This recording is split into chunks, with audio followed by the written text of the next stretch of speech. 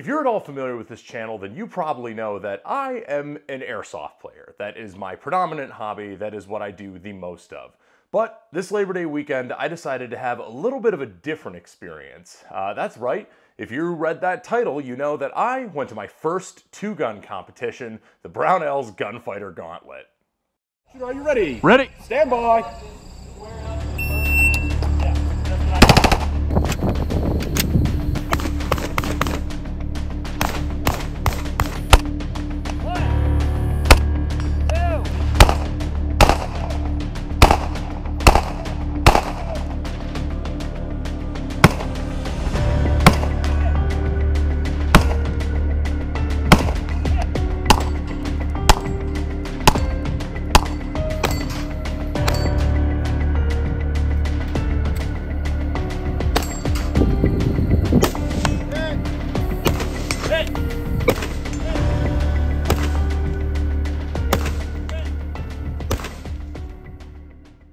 It may or may not surprise you to learn that I am a bit of a casual firearms enthusiast. Now, I say casual because, well, I live in New York. So while we can own certain guns and there are paperwork processes to own others, in general, it is harder to be a gun enthusiast here in New York than in many other parts of the country.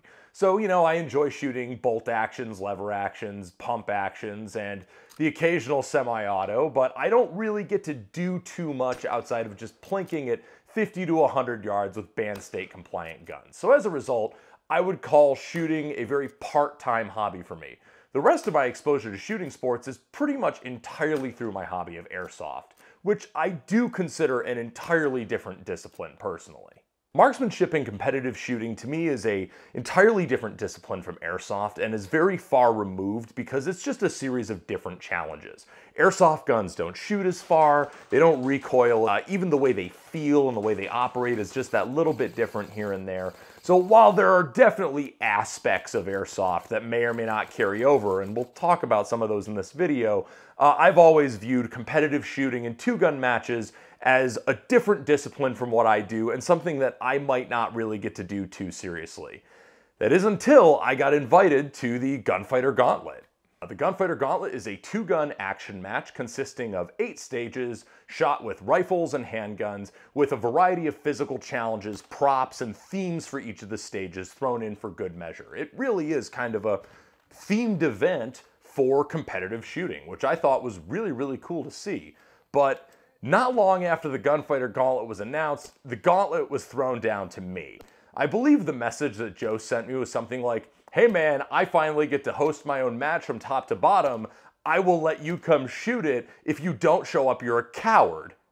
And I'll be honest, I ruminated on this challenge for a little bit. Obviously, I like firearms, I like shooting, but I don't do a lot of very serious shooting, and entering a competitive shooting match just seemed a little bit intimidating. But, you know, the more I thought about it, the more I felt like, when am I ever going to get this kind of opportunity again if I cower out now?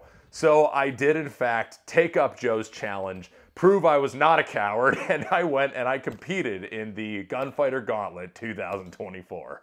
However, there was the small matter of what was I gonna shoot when I got there? Because, again, I don't have my own competition-ready guns for this. You know, I can't really own the type of rifle that you want to use for something like this, and the handgun permits in my county are not great. So I had to borrow guns. Luckily, during the podcast I hosted with the Gunfighter Gauntlet guys before I went down, we had my viewers vote on the loadout that I was going to have. And naturally, the spaghetti kit won, which meant that for this match, I shot a Beretta ARX 160 and a Beretta APX, I think A1. And it was really, really cool, actually, to get to use those Italian guns in a setting like this. That was really, really fun. So going in, I had 2 major goals. Don't get disqualified for doing anything unsafe, and just don't do anything unsafe in general, and don't get dead last place. I was pretty sure I could reasonably hit those, right? I've had some exposure to shooting, I've had some practice with shooting. I'm pretty good at moving around with my gear. I'm pretty good at, you know, general weapons manipulation. I felt like I had a reasonable chance of not being at the bottom of the pack.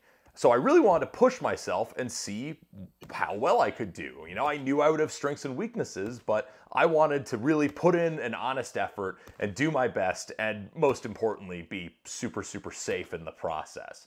I knew a podium finish was unlikely, right? I don't do this, but I really wanted to see how I could do. I knew there would be things that translated over and things that didn't, but one of the things that really translated over was the gear.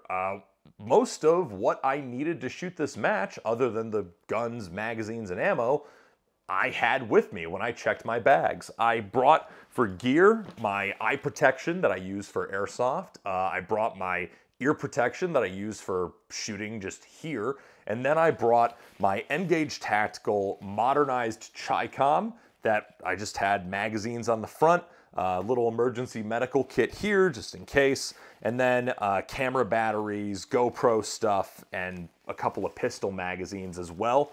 And that was more than enough on my chest in order to get me through any of these stages. And I combined that with my Ronin Tactics belt, which I just had a couple more pistol magazines and another rifle magazine slot. So in total, I was rocking 4+1 for rifle and pistol magazines.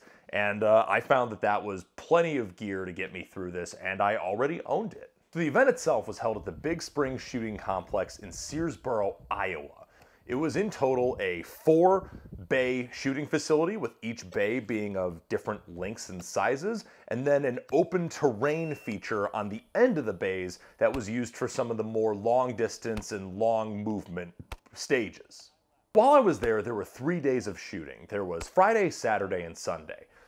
Friday was actually the day that I shot because that was the staff and media shooting day. Now, this was the day where we torture tested the stages and made sure that everything worked as it was supposed to for when the main body of competitors would be shooting on Saturday and Sunday. So some of the stages were easier in some ways and some were harder, or some were easier in one way and then harder in another. For example, I didn't have to crawl through all the mud on the Terminator stage, but I did have to shoot under the most horrifyingly narrow piece of the barricade at the opening station, and I just struggled with that so much. So I call it a wash. But probably my favorite part of this entire event was the stage design. I found it really interesting the way that the theming was blended with the marksmanship challenges on a consistent basis. Joe and the ROs took inspiration from movies, video games, and historical events to create a really fun variety of stages. If you've never shot a match before, the way each stage works is that shooters begin in a starting position with their guns in the designated condition until the timer starts. As soon as the timer starts, shooters begin a course of fire through the stage as briefed by the range officers. This usually involves making a certain number of hits on certain targets, moving to the next shooting position while working around or with different props and obstacles, and making hits from certain positions or while moving as dictated by the course of fire. To keep things moving, there's a maximum par time for the stage, and if you take too long, you time out and take the penalties for each target you didn't get to. There are also modifiers for each stage, such as high-stakes shots to clear your weapon before moving, which would carry bonuses or penalties depending on the difficulty, and some of the targets would give you a penalty for not making precise enough hits. I'm not going to go into detail on all of the stages, but I think we can go into my best stage, my worst stage, and the most mixed bag of a stage for me.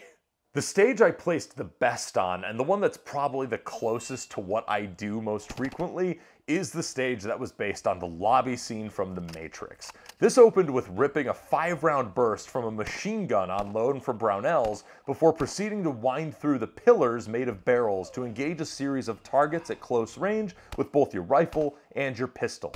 Opening with the machine gun, moving between cover, shooting through the barrels to hit a couple of pistol poppers, and then running the rack was such a satisfying experience. This stage played to my strengths, and that's why I managed to place 20th out of 115 overall. 2, left, 3, 4, shoot right barrel. Hit!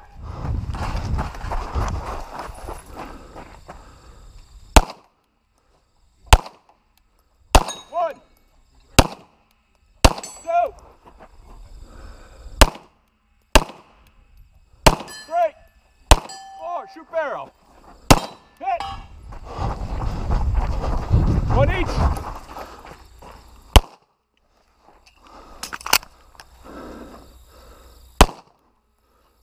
Hit. Hit. Hit. Hit. Move barrel. One each. Hit. Two. Three. Behind the silhouette. Left side. Hit. Plate rack. Stay. Up, Stay. right, Stay. right. Stay. Stay. Plate rack.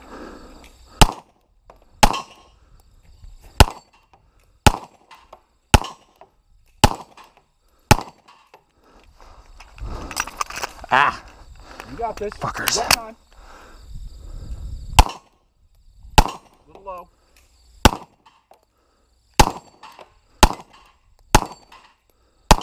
Low. Good. Good. Good. Finish. Unload and show clear. I see clear. Bolt. Now, by far my worst stage was the Terminator stage.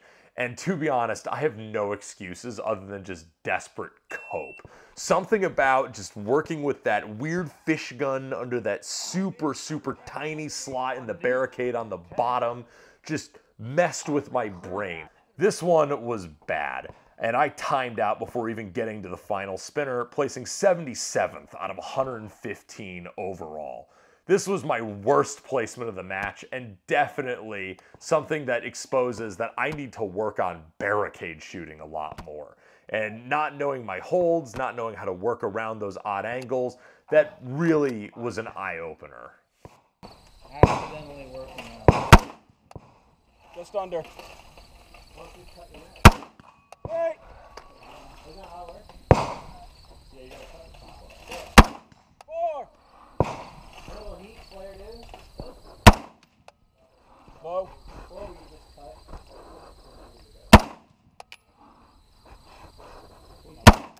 Left edge. it hit. No. Hit. There it goes. That's 1. Low. Left edge. 3. 2. 2. 3. 4. Drop mag. Left target. Okay. 4.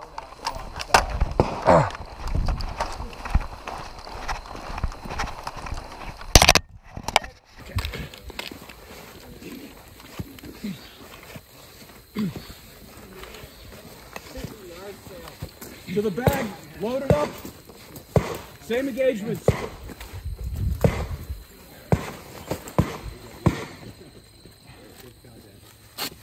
Okay. 1 through 4, 1 through 4.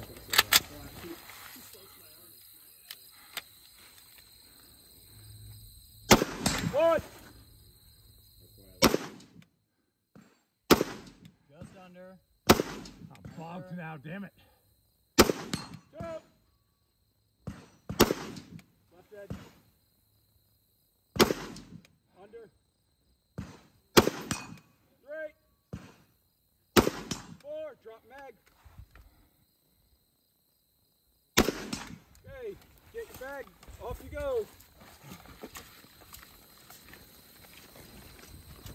1 through 6. 1 through 6. Rack it. 1, 2, 3, 4, 5, 6, 2, 3, 4, 5, 6. Move to the turn. Now the Lewis Millet stage was the final stage that I shot of the day, and this one was definitely my most mixed bag. This one played to my greatest strength and my greatest weakness. The course of fire required carrying a dummy that weighed somewhere in the neighborhood of 120 pounds up a hill after engaging some targets with your handgun before dropping dummy grenades into the bunkers as you went, and then dropping the dummy to engage targets at point blank before making hits on a series of steel targets at variable unknown ranges from about 150 to 300 meters. My hope was to carry the dummy quick enough to give myself plenty of time to make the hits. What I didn't bank on was how bad I am at unsupported shooting and how tired I actually was after shooting all day after getting in the previous night at 2 a.m. By that point, I was running on fumes and I was gassed. So don't get me wrong, I made some hits. I executed a pretty cool reload in front of the sunset. I moved that damn dummy, but this was a very mixed bag of a stage for me, for sure. And I couldn't make a complete course of fire happen. I wound up timing out with some penalties. Despite that, I did manage to place 49th out of 115 overall. Hey!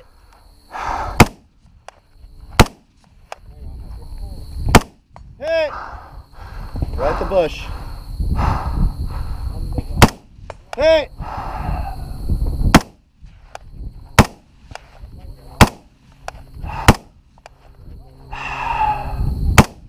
You can move on if you want.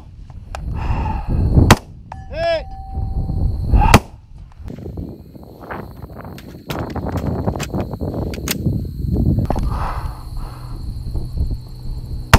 Hey!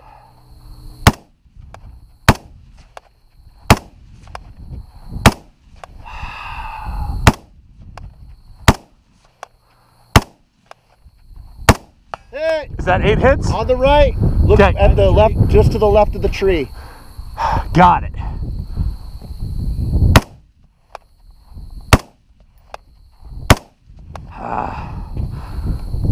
Yeah. There we go. Go left. Start left, Sweep, sweep, again. sweep.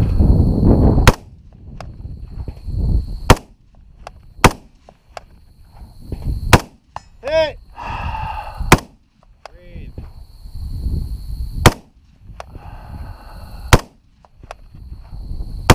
Hey. Hey.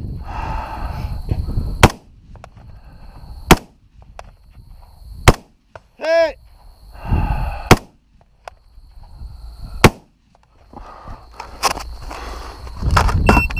Even with the really good shooters that I saw, one thing I noticed was there wasn't really any semblance of elitism or ego. It seemed like everybody was there for the common experience of pushing themselves and their equipment and their ability to shoot to the limit in a safe setting.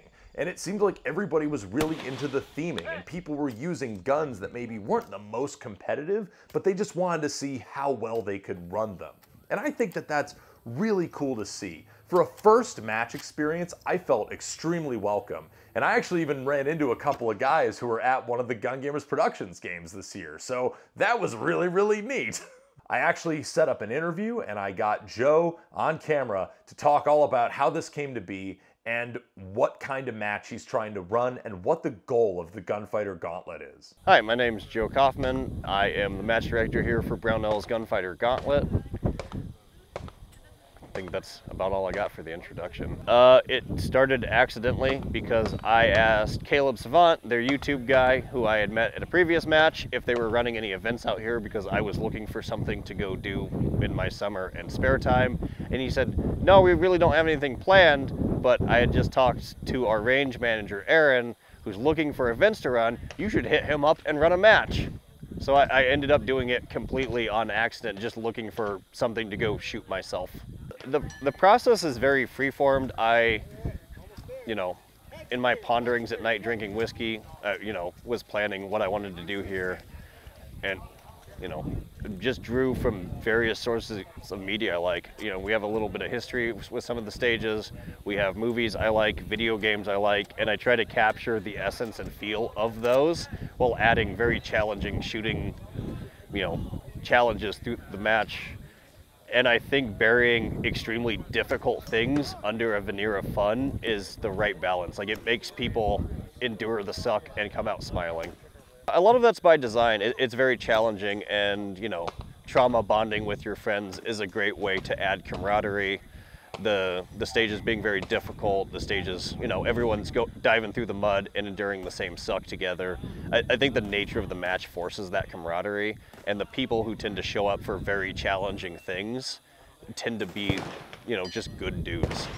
All of our prizes are random draw. we do have, you know, medal awards, but mostly you're shooting for bragging rights and shooting to improve yourself. And, you know, walking around talking to the shooters, the number one thing most of them have said that they enjoyed was finding out their weaknesses and what they need to improve on before next year. I also took the opportunity to get another first-time shooter for this style of match on camera, and that was actually Jared. Jared is no stranger to shooting competition.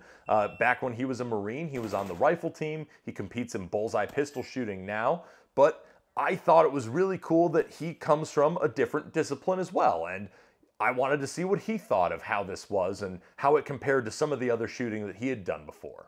Yeah, I'm Jared. Hey, nice to meet you. I run a YouTube channel, and yeah, that's about it. So the only shooting competitions I've done are service rifle, high power rifle, which is like traditional 3-position, like Olympic style shooting, and then bullseye pistol shooting, which is obviously like Olympic pistol shooting, right, one-handed. Last weekend I went to like a steel challenge match just to do it. So I've done one like static steel challenge match, I think, and then this is my first 2-gun match ever. So in the Marine Corps, they used to have rifle marksmanship that would teach you the traditional 3-position style shooting, which is offhand, sitting, kneeling, I guess technically 4 positions, sitting, kneeling, and prone, all unsupported with the sling. Not really the shooting jacket anymore, but I kind of fell in love with that style of shooting. I never did any competitions with pistol till last year. So November of last year, I started shooting bullseye, like actually shooting bullseye.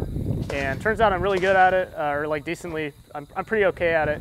Well, I'm better than most people starting out at it.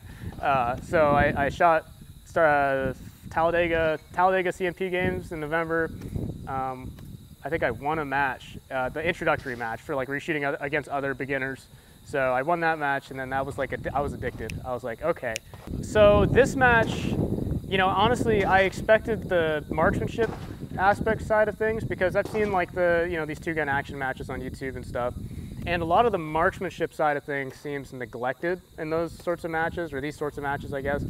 Whereas like it puts more emphasis on the physical aspect. Shooting with an elevated heart rate is part of it, but that comes with all match conditions. Like you're going to be shooting with an elevated heart rate. This is more like a, you know, it's almost performative, right? Because you're in front of all these people, and it's like, if you ever done any sort of musical performance or something like that, like it elevates your heart rate, it's stressful, and you're doing it in front of a crowd of people. Everyone's watching you, or so you think, right? But when Joe contacted me about this match, he was like, it's going to be a good mix of like challenging marksmanship targets. I was like, okay, I'll see.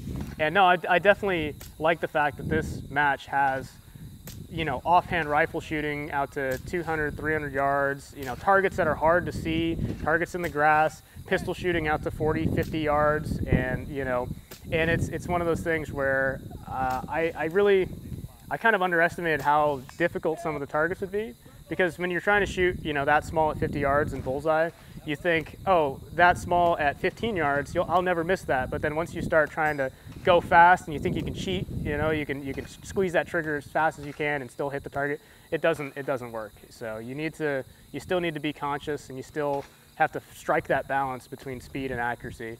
So this match had a lot of good mixes between marksmanship, like really hard marksmanship, old school marksmanship, shooting, you know, over the tall grass, you know, in the standing offhand position, and also, you know, shooting off the barricades and freaking mag dumping into targets at close range and moving around and shooting a machine gun. I mean, this is a really good mix of stuff. And I think a lot of people have been challenged here. I liked watching that offhand stage. I can always tell who never practiced shooting offhand rifle when they come up here, you know. And it's a great time. I would definitely come out here. Brownells, anything they do, they're going to do it really well.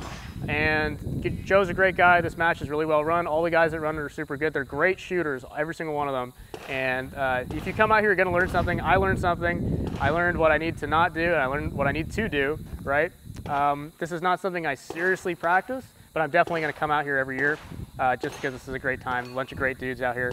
And as far as like general shooting stuff, sights, focus on your sights and pull that trigger without moving the sights. That's what it's all about, pretty much. Just focus on the sights and trigger. So to review, going into this experience, my goals were to not get dead last place and not get disqualified for doing anything unsafe. And I definitely managed to not get disqualified, but how about that placement? Well, it was nerve-wracking waiting for the results to come in, and I do take my placement with a little bit of a grain of salt because I shot the match a little bit differently from how some other people did, but I managed to go the whole weekend without getting disqualified, and for my efforts, I wound up in 39th place out of 115 shooters, or 21st out of 56 shooters in the gunfighter division. And you know what? For a first go, I will take that. I managed to not hit dead last place, not get disqualified, and I even wound up toward the top third, which, all right, I'll take that. That feels good. But I do think this whole experience really revealed a lot of my strengths and weaknesses as a shooter. For sure, I can do basic weapons manipulations. I have a pretty good idea of working around gear, and at close range, I can shoot pretty all right. But shooting at range, shooting at particular speed, managing trigger and recoil at speed, feeling confident with calling shots and knowing my holds and shooting at longer ranges with those holds, those were definitely my weaknesses. Those are things that I need to work on more with firearms. And that's why I consider marksmanship a different discipline from airsoft. You know, airsoft, you're using an imitation of a gun to go out and play a game where ultimately you're kind of trying your best to use an electronic system or an air pneumatic system or a gas blowback system to put a round spherical projectile on target at maybe 80 yards at the furthest. And you usually are using a lot more shots per target, and you're trying to kind of feel it out, and at a certain range past 40 yards, it's all Kentucky windage. That is a different discipline than coming out and shooting bullets at targets. It is something that you need to train on its own. And I think that I got to do a really fun version of that that really showed the differences in even the 50 to 100 yard casual plinking and airsoft that I mostly do, and something that is more applicable to a competition shooting setting. And through this experience, I got some great coaching, and I got to shoot with a lot of great people. The range officers were really great all weekend. My friends Joe, Chris, they were awesome. Then Jared was an incredible help with a lot of basic marksmanship advice, and I feel like I learned a lot. So would I recommend that if you're trying to improve as a shooter, you go compete? For sure.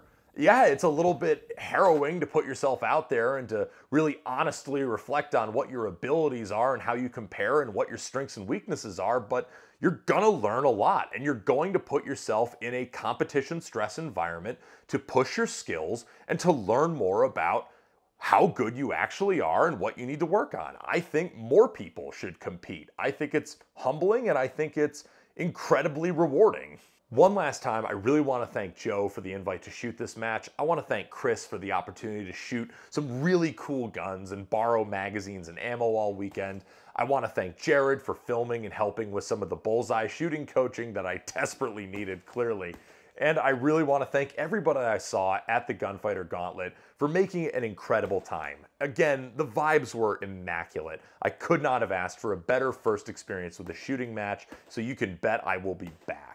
So if you enjoyed this video, go ahead and hit that thumbs up button. If you want to learn more about what Gun Gamers is and just why I was talking at you about this weird mix of shooting and airsoft, go ahead and hit that subscribe button. If you want to see more about the games that I host as a part-time thing, go ahead and check out gungamersproductions.com.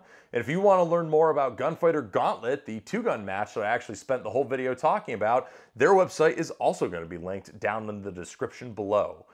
I hope you have a great day after watching this video. Once again, I have been Eric. This is the YouTube channel Gun Gamers, and I hope that I will see you at another shooting match, at another airsoft game, or just having fun somewhere at some point soon. Peace.